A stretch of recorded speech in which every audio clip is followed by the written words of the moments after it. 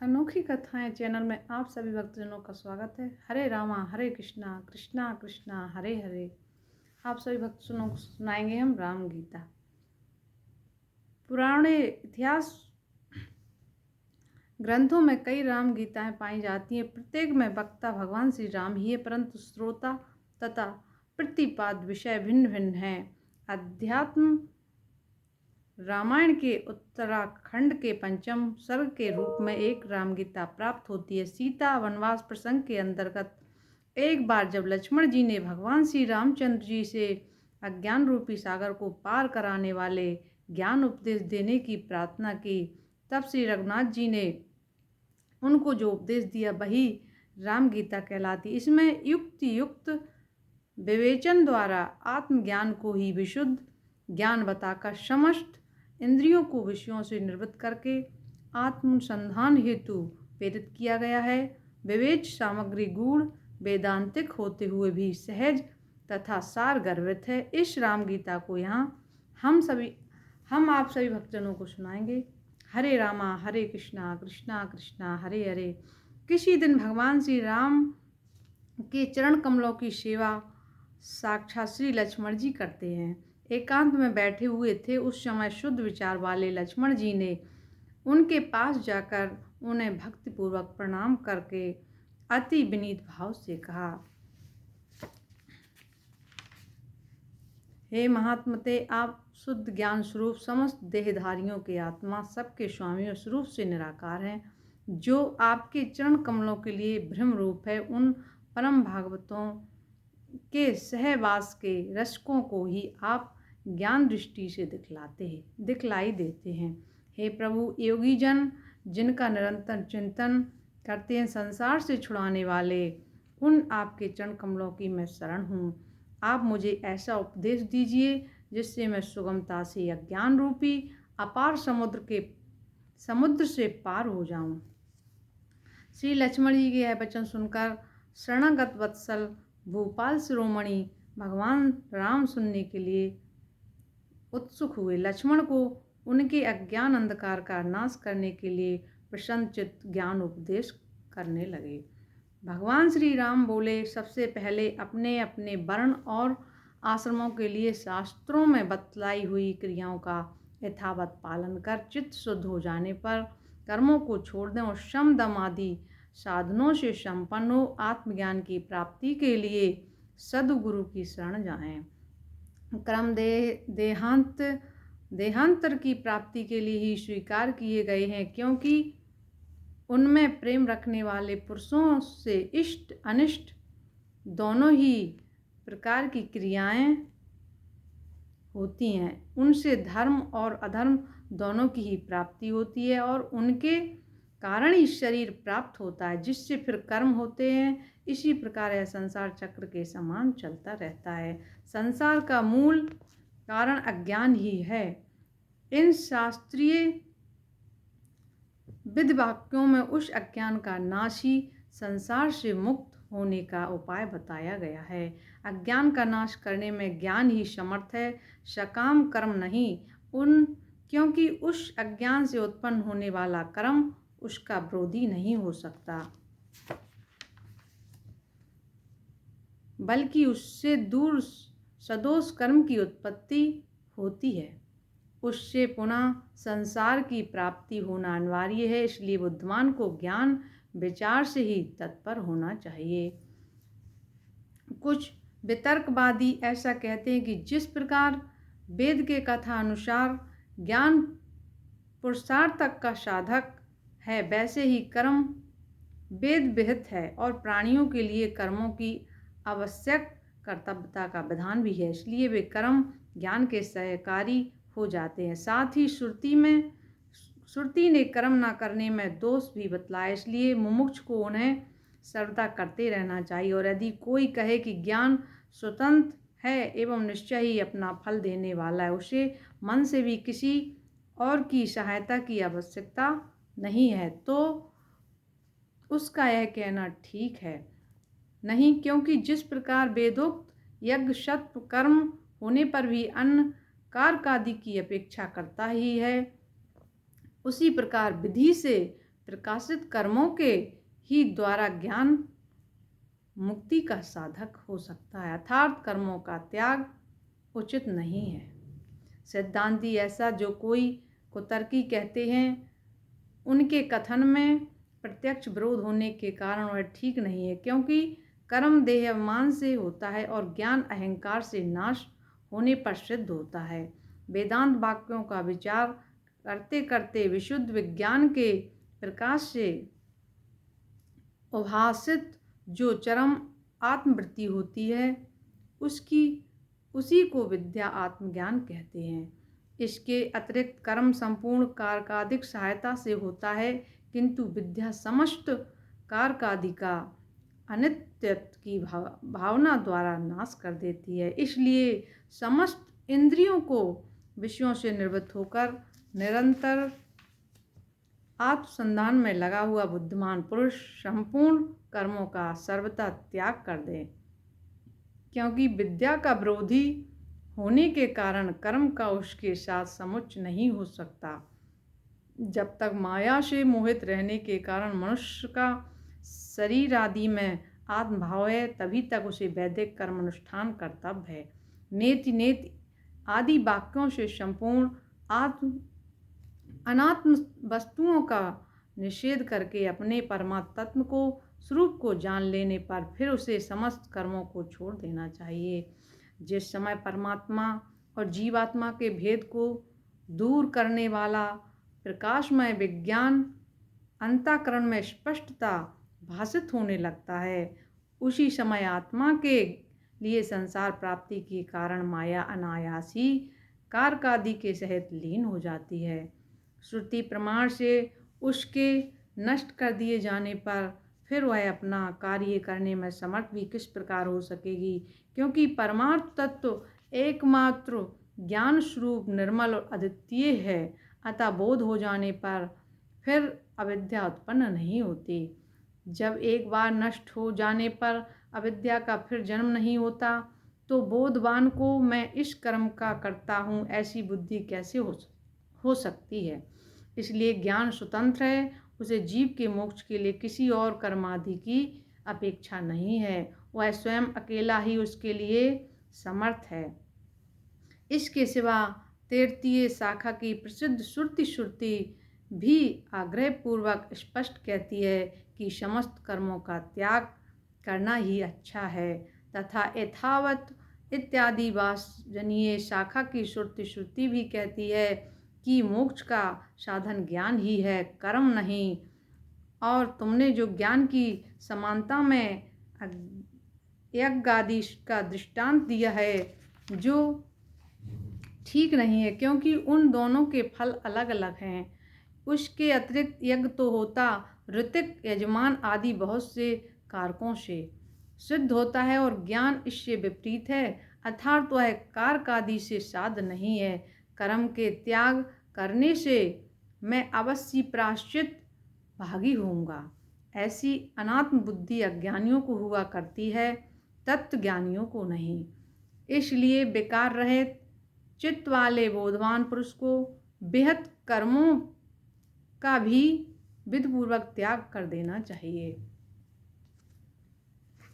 फिर शुद्ध चित्त होकर श्रद्धापूर्वक गुरु की कृपा से तुम मसी इस महावाक्य के द्वारा परमात्मा और जीवात्मा की एकता जानकर सुमेरु के समान निश्चल एवं सुखी हो जाएं।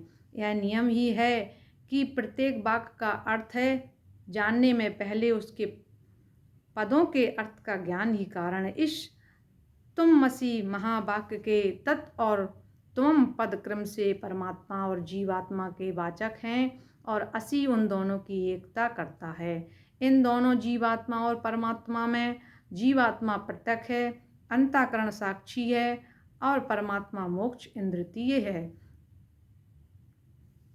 इस वाच्यार्थ रूप विरोध को छोड़कर और लक्षणावृत्ति से लक्षित उनकी शुद्ध चेतना को ग्रहण कर उसे ही अपना आत्मा जाने, और इस प्रकार एक ही भाव से स्थित हों। इन तत् और तुम पदों में एक रूप होने के कारण जहती लक्षणा नहीं हो सकती, और परस्पर विरोध होने के कारण अज हल लक्षणा भी नहीं हो सकती। इसलिए सोयम यही वही है। इन दोनों पदों के अर्थ की भांति तत् और तुम पदों में भी भक्त्या लक्षणा ही निर्दोषता हो सकती है। पृथ्वी आदि पंचीकृत भूतों से उत्पन्न हुए सुख दुख आदि कर्म भोगों के आश्रय और पूर्वोपार्जित कर्म फल से प्राप्त होने वाले इस मायामय आदि अंतवान शरीर को विज्ञन आत्मा की स्थूल उपाधि मानते हैं और मन बुद्धि 10 इंद्रियां तथा 5 प्राण इन 17 अंगों से युक्त और अपंचीकृत भूतों से उत्पन्न हुए सूक्ष्म शरीर को जो भोक्ता के सुख दुख आदि अनुभव का साधन है आत्मा का दूसरा देह मानते हैं। इनके अतिरिक्त अनादि और अनिवार्य मायामय कारण शरीर ही जीव का तीसरा देह है। इस प्रकार उपाधि भेद से सर्वदा पृथक स्थित अपने आत्म रूप को क्रमशः उपाधियों का बाध करते हुए अपने हृदय में निश्चय करें।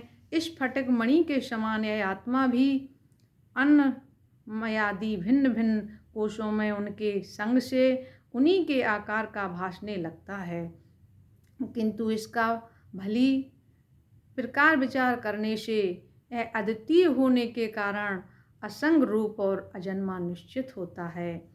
त्रिगुणात्मका बुद्धि की ही स्वप्न जागृत और सुसुप्ति भेद से 3 प्रकार की वृत्तियां दिखाई देती हैं, किंतु इन तीनों वृत्तियों में से प्रत्येक का एक दूसरी में व्यभिचार होने के कारण ये तीनों ही एकमात्र कल्याण स्वरूप नित्य परब्रह्म में मिथ्या हैं, अर्थात उसमें इन वृत्तियों का सर्वथा अभाव है। बुद्धि की वृत्ति ही देह इंद्रियां प्राण मन और चेतन आत्मा के संघात रूप से निरंतर परिवर्तित होती रहती हैं और वृत्ति तमोगुण से उत्पन्न होने वाली होने के कारण अज्ञान रूपा है और जब तक यह रहती है तब तक ही संसार में जन्म होता रहता है। नेत नेत आदि श्रुति प्रमाण से निखिल संसार का बाध करके और हृदय में चित्त घनामृत आस्वादन करके संपूर्ण जगत को उसके सार रूप सत ब्रह्मा को ग्रहण करके त्याग दें। जैसे नारियल के जल को पीकर मनुष्य उसे फेंक देते हैं, आत्मा ना कभी मरता है ना जन्मता है और ना कभी क्षीण होता है और ना बढ़ता ही है, वह पुरातन संपूर्ण विशेषणों से रहित है। सुख स्वरूप स्वयं प्रकाश सर्वगत और अद्वितीय है। जो इस प्रकार ज्ञानमय और सुख स्वरूप उसमें यह दुखमय संसार की प्रीति कैसे हो सकती है, यह तो असाध्याय के कारण अज्ञान से ही दिखाई दे रहा है। ज्ञान से तो यह एक क्षण में ही लीन हो जाता है, क्योंकि ज्ञान और अज्ञान का परस्पर विरोध है। भ्रम से जो अन्न में अन्न की प्रतीत होती है उसी को विद्वानों ने अध्यास कहा है। जिस प्रकार असर्प रूप रज्जु आदि में सर्प की प्रतीत होती है उसी प्रकार ईश्वर में संसार की प्रतीत हो रही है। जो विकल्प और माया से रहित हैं उस सब के कारण निरामय अद्वितीय और चित्त रूप परमात्मा ब्रह्मा में पहले ही अहंकार रूप अध्यास की कल्पना होती है। सबके साक्षी आत्मा में इच्छा अनिच्छा राग देश और सुख दुख आदि रूप बुद्धि की वृत्तियां ही जन्म मरण रूप संसार की कारण है, क्योंकि सुषुप्ति इनका अनभाव हो जाने पर हमें आत्मा सुख रूप से भान होता है। अनादि अविद्या से उत्पन्न हुई बुद्धि में प्रतिबिंबित यह चेतना का प्रकाश ही जीव कहलाता है। बुद्धि के साक्षी रूप से आत्मा उससे पृथक है और है परमात्मा तो बुद्धि से अपरिच्छिन्न है। अग्नि से तपे हुए लोहे के समान चिताभास साक्षी आत्मा तथा बुद्धि के एकत्रित रहने से परस्पर अन्योध्यान से होने के कारण क्रमशः उनकी चेतना और जड़ता प्रतीत होती है। अर्थात जिस प्रकार अग्नि से तपे हुए लोहे पिंड में अग्नि और लोहे के तादात्म्य हो जाने से लोहे का आकार अग्नि में और अग्नि की उष्णता लोहे में दिखाई देने लगती है, उसी प्रकार बुद्धि और आत्मा का दातामपन हो जाने से आत्मा की चेतना बुद्धि में आदि में और बुद्धि आदि की जड़ता आत्मा में ही प्रतीत होने लगती है। इसलिए अध्यावस बुद्धि से लेकर शरीर पर्यंत अनात्म वस्तु को ही आत्मा मानने लगते हैं। गुरु के समीप रहने से और वेद वाक्यों से आत्मज्ञान का अनुभव होने पर अपने हृदय उपाधि रहित आत्मा का साक्षात्कार करके आत्म रूप से प्रतीत होने वाले देह आदि संपूर्ण जड़ पदार्थों को त्याग कर देना चाहिए। मैं प्रकाश रूप अजन्मा अद्वितीय निरंतर भासमान अत्यंत निर्मल विशुद्ध विज्ञान घन निरामय क्रिया रहित और एकमात्र आनंद स्वरूप हूँ। मैं सदा ही मुक्ति अचिंद्य शक्ति अतीन्द्रिय ज्ञान स्वरूप अवकृत रूप और अनंत पार हूँ। वेदवादी पंडित जन अहनिर्स मेरा हृदय में चिंतन करते इस प्रकार सदा आत्मा का अखंड वृद्धि से निरंतर चिंतन करने वाले पुरुष अंतःकरण में उत्पन्न हुई विशुद्ध भावना तुरंत ही कारक आदि के सहित अविद्या का नाश कर देती है। जिस प्रकार नियम अनुसार सेवन की हुई औषधि रोग को नष्ट कर डालती है, आत्मचिंतन करने वाले पुरुष को चाहिए कि एकांत देश में इंद्रियों को उनके विषयों से हटाकर और अंतःकरण को अपने अधीन करके बैठें तथा आत्मा में स्थित होकर और किसी साधन का आश्रय न लेकर शुद्धचित्त हुआ केवल ज्ञान दृष्टि द्वारा एक आत्मा की ही भावना करें। यह विश्व परमात्म स्वरूप है ऐसा समझकर इसे सबके कारण रूप आत्मा में ही लीन करें। इस प्रकार जो पूर्ण चित्तानंद स्वरूप स्थित हो जाता उसे ब्रह्मा अथवा आंतरिक किसी भी वस्तु का ज्ञान नहीं रहता। समाधि प्राप्त होने के पूर्व ऐसा चिंतन करें कि संपूर्ण चराचर जगत केवल ओमकार मात्र है। यह संसार वाक्य है और ओमकार इसका वाचक है। अज्ञान के कारण ही इसकी प्रतीत होती है, ज्ञान होने पर इसका कुछ भी नहीं रहता। ओमकार आ उ ओ मा ये 3 वर्ण हैं। इनमें से अकार विश्व जागृति के अभिमानी का वाचक है, ओकार तेजस स्वप्न का अभिमानी कहलाता है और मकार प्राग्र सुसुप्ति के अभिमानी को कहते हैं। यह व्यवस्था समाधि लाभ से पहले की है। इस दृष्टि तत्व दृष्टि से ऐसा कोई भेद नहीं है। नाना प्रकार के स्थित आकार रूप विश्व पुरुष को उकार में लीन करें और ओमकार के द्वितीय वर्ण तेजस रूप उकार को उसके अंतिम वर्ण मकार में लीन करें। फिर कारणात्मा प्राग रूप मकार को भी चिद्घन स्वरूप परमात्मा में लीन करें और ऐसी भावना करें कि वह नित्य मुक्त विज्ञान स्वरूप उपाधिहीन निर्मल पर ब्रह्मा मैं ही हूँ। इस प्रकार निरंतर परमात्मा तत्भावना करते करते जो आत्मानंद में मग्न हो गया है तथा जिसे संपूर्ण दृश्य प्रपंच विस्मृत हो गया है, वह नित्य आनंदमय आत्मानंद का अनुभव करने लगता है। जीवन मुक्त योगी निस्तरंग समुद्र के समान साक्षात मुक्त स्वरूप हो जाता है। इस प्रकार जो निरंतर समाधि योग का अभ्यास करता है, जिसके संपूर्ण इंद्रिय गोचर विषय निवृत्त हो गए हैं तथा जिसने काम क्रोध आदि संपूर्ण शत्रुओं को परास्त कर दिया है, उस 6 इंद्रियों मन और 5 ज्ञानेंद्रियों को जीतने वाले महात्मा को मेरा निरंतर साक्षात्कार होता है। इस प्रकार अहनिर्स आत्मा का ही चिंतन करता हुआ मुनि सर्वदा समस्त बंधनों से मुक्त होकर रहे तथा कर्ता भोक्तापन के अभिमान को छोड़कर प्रारब्ध फल भोगता रहे। इससे वह अंत में साक्षात मुझ ही में लीन हो जाता है। संसार को आदि अंत और मध्य में सब प्रकार का भय और शोक का ही कारण जानकर समस्त बेहद कर्मों का त्याग दें तथा संपूर्ण प्राणियों के अंतरात्मा रूप अपने आत्मा का भजन करें। जिस प्रकार समुद्र में जल, दूध, आकाश में घटाकाश आदि और वायु में वायु मिलकर एक हो जाते, उसी प्रकार इस संपूर्ण प्रपंच को अपने आत्मा के साथ अभिन्न रूप से चिंतन करने से जीव मुझ परमात्मा के साथ अभिन्न भाव से स्थित हो जाता है। यह जो जगत है वह श्रुति और युक्ति और प्रमाण से बाधित होने के कारण चंद्र भेद और दिशाओं में होने वाले दिग्ध भ्रम के समान मिथ्या ही है, ऐसी भावना करता हुआ लोक व्यवहार में स्थित मुनि इसे देखें। जब तक सारा संसार मेरा ही रूप दिखलाई ना दे, तब तक निरंतर मेरी आराधना करते रहें। जो श्रद्धालु और उत्कंठ भक्त होता है, उसे अपने हृदय में सर्वदा मेरा ही साक्षात्कार होता है। हे प्रिय, संपूर्ण श्रुतियों के सार रूप इस गुप्त रहस्य को मैंने निश्चय करके तुमसे कहा है। जो बुद्धिमान इसका मनन करेगा, वह तत्काल समस्त पापों से मुक्त हो जाएगा। भाई, यह जो कुछ जगत दिखाई देता है, वह सब माया है। इसे अपने चित्त से निकालकर मेरी भावना से शुद्ध चित्त और सुखी होकर आनंदपूर्ण और क्लेश शून्य हो जाओ। जो पुरुष अपने चित्त से मुझ गुणातीत निर्गुणों का अथवा कभी कभी मेरे सगुण रूप का भी सेवन करता, वह मेरा ही रूप है। वह अपनी चरण रज के स्पर्श से सूर्य के समान संपूर्ण त्रिलोकी को पवित्र कर देता है। यह अद्वितीय ज्ञान समस्त श्रुतियों का एकमात्र सार है।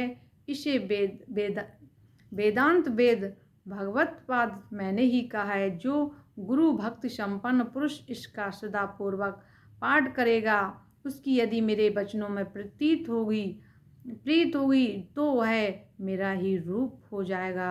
बोलिए भक्तवत्सल भगवान की जय।